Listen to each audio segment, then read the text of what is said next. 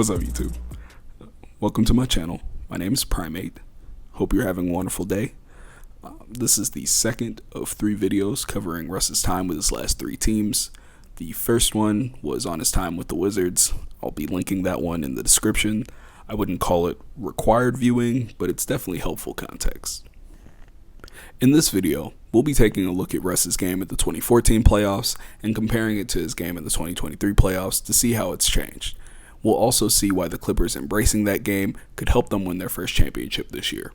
So, with no further ado. Part 1. Russ versus Russ. It's a Russell Westbrook video, so let's start with finishing.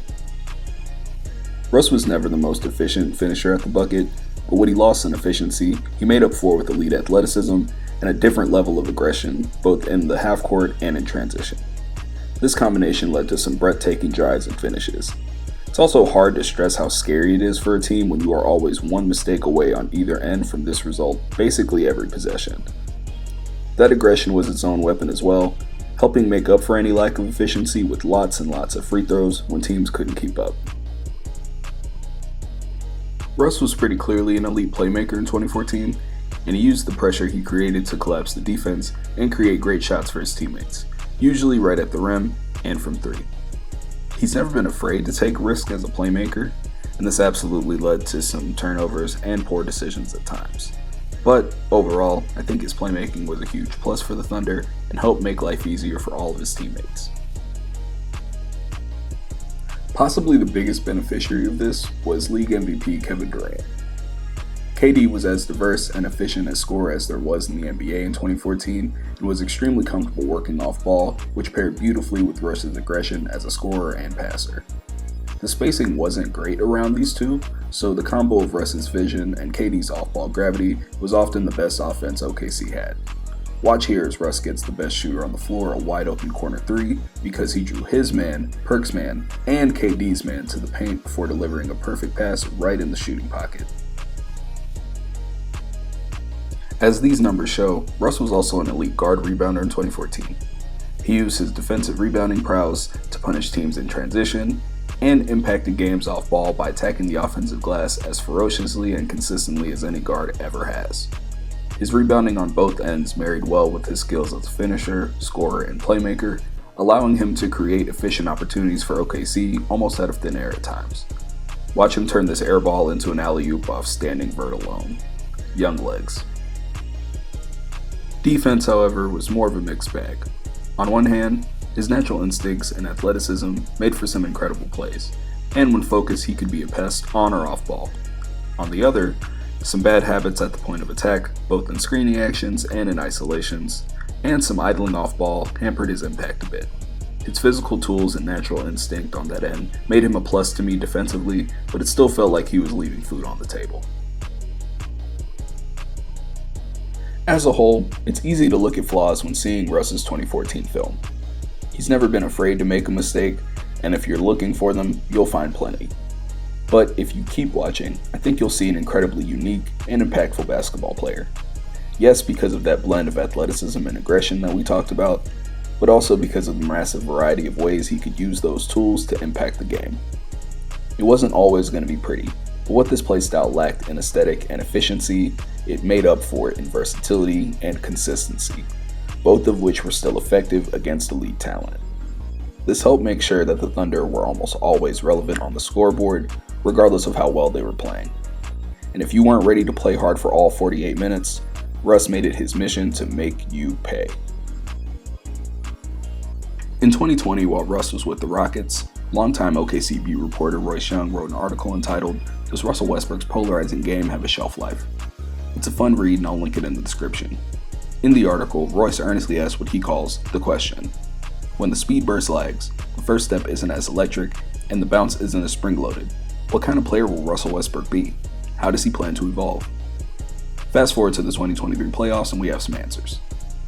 As a finisher, he's still incredibly aggressive getting to the rim, and whatever he's lost in explosiveness, he more than makes up for in strength.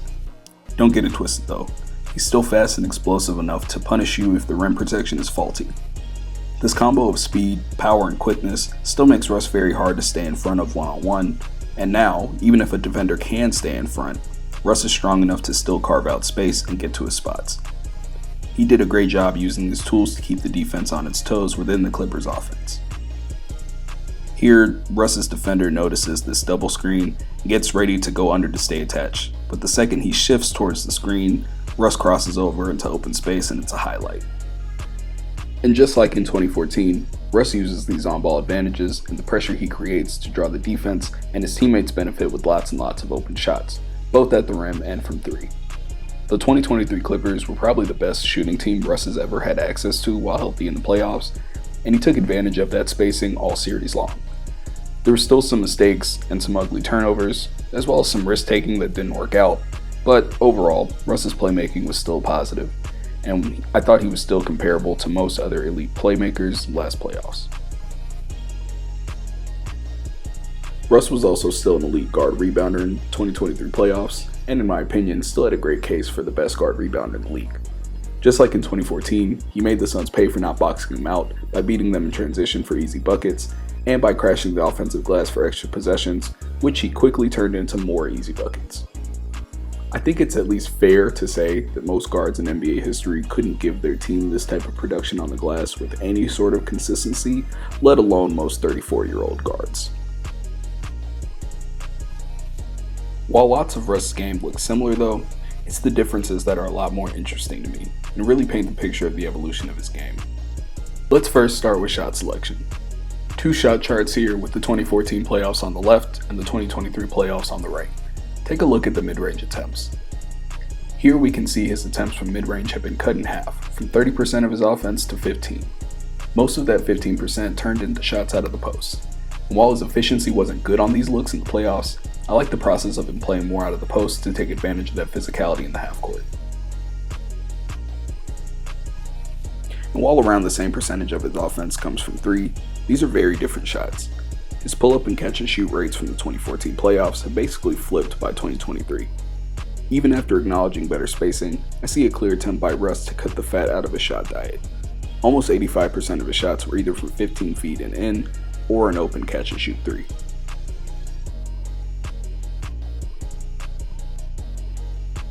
I ain't never ever seen you act like this before. And the changes don't stop there, because defense is an even more dramatic turnaround. His athleticism and instincts help him make brilliant plays as a point of attack defender. He still accelerates and explodes well enough to get back into plays when he's beat initially, and actually got a ton of deflections in the series from behind just like this, just by not giving up on the play. He also does an excellent job forcing tough shots and contesting without fouling, which helps limit the damage when he is scored on. Any defender who can get you stops like this against stars is already really valuable. But what really takes it to a different level is also what I think is the most underrated part of Russ's game right now, his off-ball defense. For example, here the Suns are down 1 in the 4th of Game 1 and decide to go with a pet play for them, the Spain pick and roll. In this action, after the initial screen up top, another screener sets a back screen on the dropping big man, opening up an inside opportunity for either the initial screener or the ball handler, as Russ shows us here. Oh my god, indeed. As an added twist, the Suns like to use Devin Booker as the second screener and have him pop to the three-point line as the third option in the action. Back to the game, the Suns run this set beautifully, with Ayton running free towards the rim and Plumlee off balance. However, watch Russ. He presses up on CP3 to take away the lob, and swipes at the ball to take away the layup. CP3 still does well to get the ball to Booker, but as he's letting the shot go, look at the contest Russ gets on it. Really incredible stuff.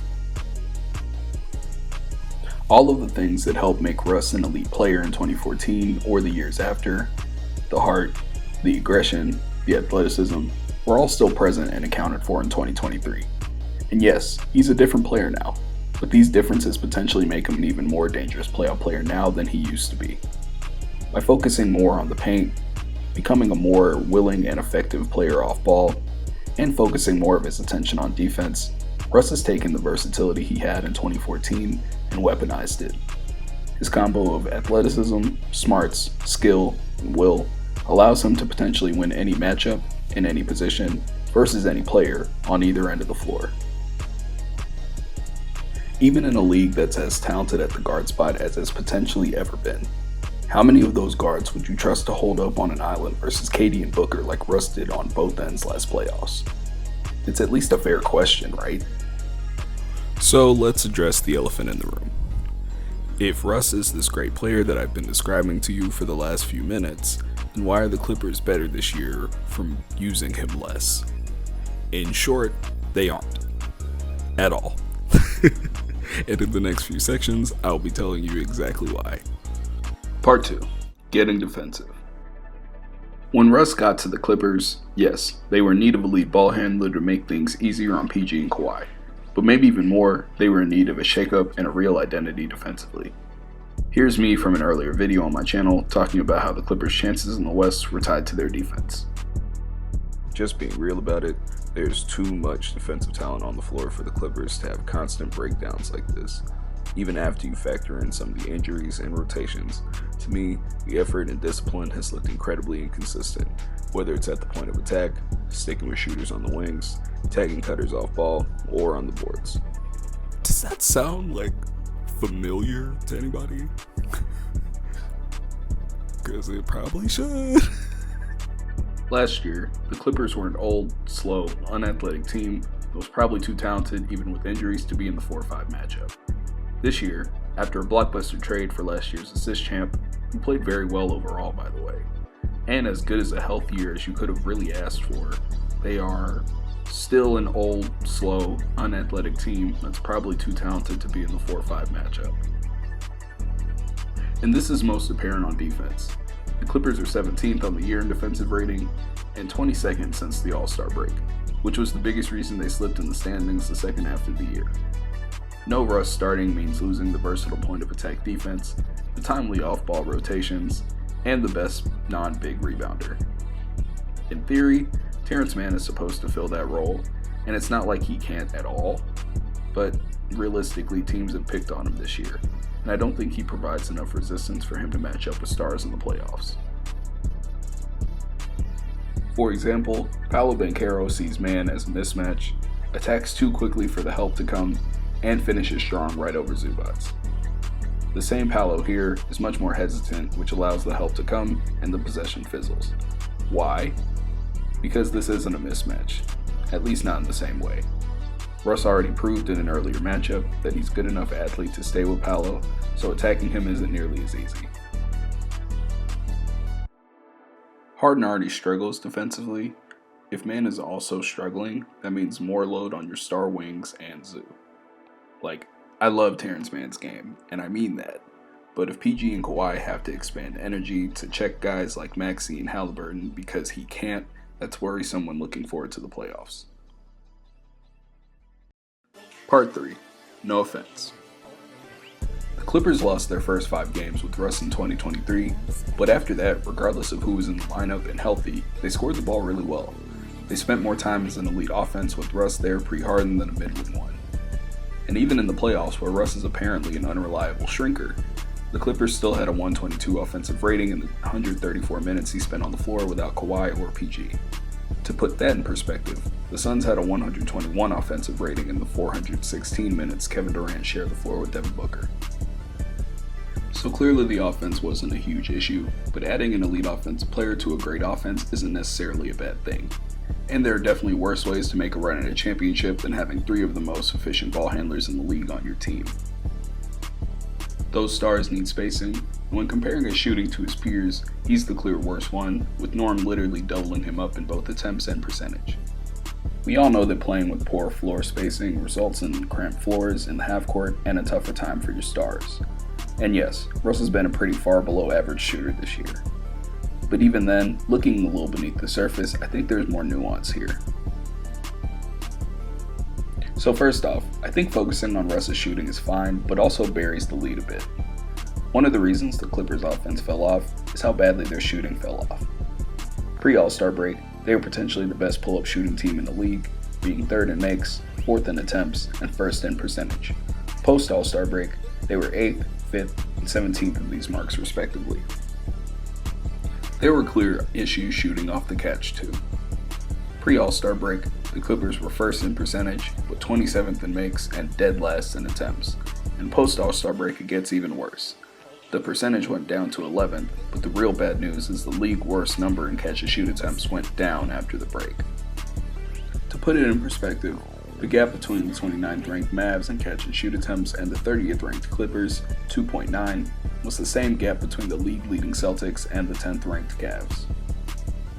This is relevant because Russ has proven this year to be the Clippers' best advantage creator and has turned those advantages into extremely efficient offense, with the Clippers shooting 55% off his passes this year, only second to LeBron James per ESPN, and lots of those looks were wide open catch and shoot threes. I think the idea is that man shoots the ball better and thus commands more spacing than Russ, and while this might be true in theory, in actuality, both guys are still low volume shooters on the floor with 3 elite ones.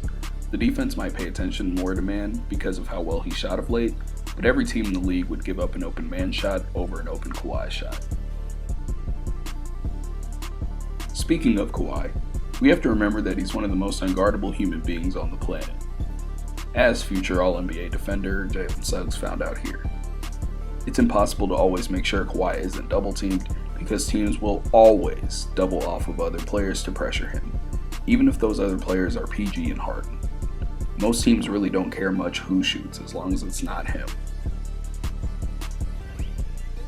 So what if Russ is the one taking that shot?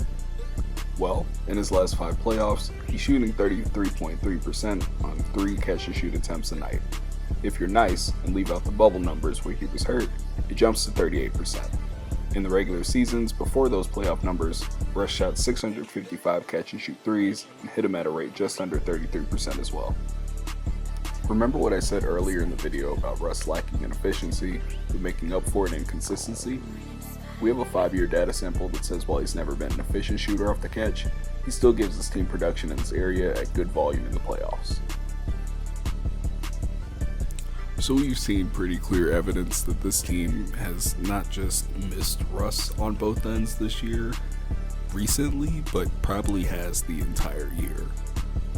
Which kind of only leaves me with one question. What the fuck, Clippers? Part 4. No, literally. What the fuck, Clippers? So I usually follow my scripts pretty closely, but every time I try to write the script for this part, my head starts hurting. So we're just gonna go, and we're just gonna go. The one thing that has stayed the same from the 2014 playoffs until will be the same in the 2024 playoffs is that they are unforgiving. The playoffs do not care about anything that happened in the regular season. They don't care about what's going on your team right now. If you're not ready to win 16 games over the course of a few months, then you're gonna lose and somebody else is gonna win the championship. Like, all of these things were so obvious from jump to me, and all of the excuses as to why they weren't happening on the year just seem to fall so flat right now. God, we need man in because the team will shoot better from 3. Well, the team shoots better from 3 when Russ is in, but I guess that doesn't matter. Oh, Russ doesn't fit with Zoo because he's not a great floor spacer. The Russ and Zoo minutes since post All-Star break have been elite, specifically because of how well they've been defensively and how they've killed on the boards. Russ isn't even good in the clutch. He's been one of their most effective players in the clutch this year. There's been a lot of games that the Clippers won this year because of plays Russ made in the clutch that were not him scoring the basketball. Even with Russ and Harden, it feels like we took 2 guys who've been playing together since they were kids, who are great friends in real life, who've been working off each other in multiple different ways for years now, and just said they didn't work together because of 5 games. And they've actually been an elite offensive duo since December. This is even more frustrating because these 2 probably fit together better now than they ever have before. Everything that's missing from Harden's game as a multi-positional defender and as a rim pressure threat is part of Russ's. And everything that's missing from Russ's game as a shooter and overall efficient scorer is already part of Harden's. And because they're both elite playmakers that make plays from different parts of the floor, they still fit together there too. I don't even care about the starting lineup thing anymore. Like, if you start him, cool, whatever. You're not going to get through this playoffs one way or the other without him getting real minutes. Like, you have to be better, and all the things that you need to be better at are in Russ's skill set, as we talked about all in this video. Part 5, wrapping up. All the way back in 2020, Russ already had his answer to the question. Honestly, I just go out and figure out the best way to be impactful for a long period of time. As long as I can be able to do that, I can impact the game at a high level every night, then that's all I care about. So both for this video and a appearance I had on the Once Upon a Dribble podcast about OKC's dynasty that never was, I'll link it in the description. I've been watching a lot of old Thunder film of late, and it's cool for a couple of different reasons. Like, it's obviously just fun to look back and see names of guys you haven't heard in a minute. Like, shout out Bino Udrich, you know. It's also cool to see like what impacting the game at a high level looked like for Russ in 2010 versus 2012 and 2014, and to see the growth, especially seeing where it's gone now.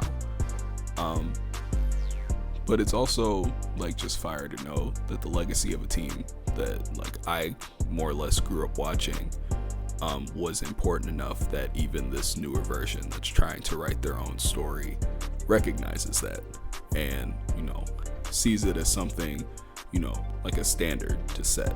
I think that's really fire.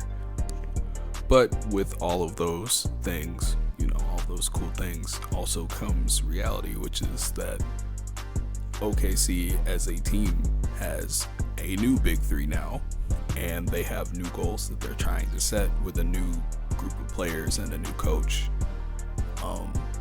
And that means that the guys who were part of that older one are on their way out, Russ included. I still think he's a high impact guy in 2024, as I've spent the last, however many minutes arguing. But the reality is that there are less high impact days in front of him than behind him at this point. I think when I first started this video, I was really obsessed with making sure that he was properly placed in everybody's top 50 or top 100 or whatever, but to be honest, at this point, I kind of just want to appreciate, whatever's left of his career as is, and let that be that. Maybe you think Russ still impacts the game at a high level like I do. Maybe you see all the things he does that show up on the stat sheet and the ones that don't, like I do.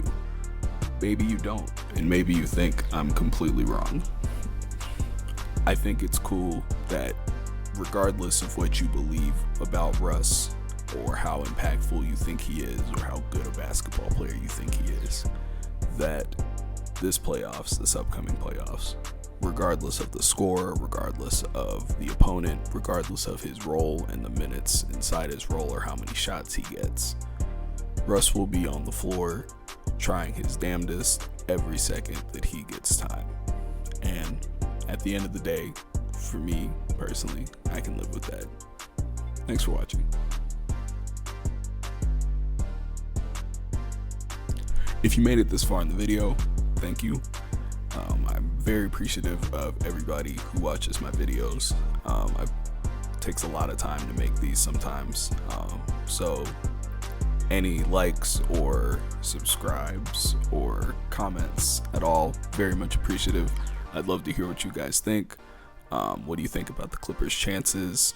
What do you think about, my assessment of the team? Was I accurate? What did I miss? I'm gonna try to make some playoff videos as well, maybe some shorter ones, some mini breakdowns. I'm really excited, of course, about the playoffs, so I can't wait to see what some of the matchups actually look like on film, to see what adjustments get made over time. We'll definitely be taking a look at that. I also haven't forgot about the Signs of Life video. This one took a little bit longer than expected, but I'll probably continue those throughout the summer and just drop those periodically then.